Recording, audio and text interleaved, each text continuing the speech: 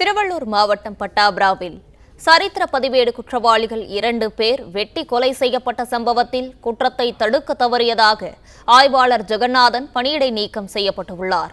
இதுகுறித்தான கூடுதல் தகவல்களை தருகிறார் செய்தியாளர் விக்னேஷ். வணக்கம் விக்னேஷ், கூடுதல் விவரங்களை பதிவு பண்ணலாம்.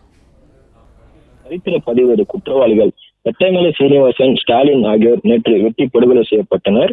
இதனைத் தொடர்ந்து குற்றத்தை தடுக்க தவறியதாக பட்டாபிராம் காவல் ஆய்வாளர் ஜெகநாதன் பணியிடை நீக்கம் செய்து ஆவடி காவல் ஆணையர் சங்கர் அதிரடி உத்தரவை பிறப்பித்துள்ளார். மேலும் அவர் தற்போது காத்திருப்போர் பட்டியலுக்கு மாற்றப்பட்டுள்ளனர்.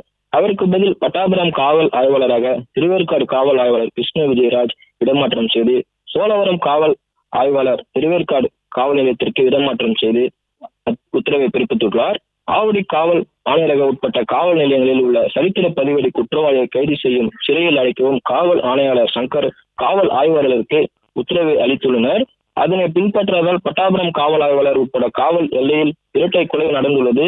இதன் காரணமாக பட்டாபிராம் காவல் ஆய்வாளர் பணியிடை நீக்கம் செய்யப்பட்ட சம்பவம் காவலர்களிடையே சலசலப்பை ஏற்படுத்தியுள்ளது. சட்டம் ஒழுங்கு சம்பந்தமான பிரச்சனையை விவகாரத்தில் கவனக்குறைவாக இருந்ததால் இனி இது போன்ற கடுமையான நடவடிக்கைகள் மேற்கொள்ளப்படும் என ஆவடி காவல் ஆணையர் சங்கர் அறிவித்துள்ளார்.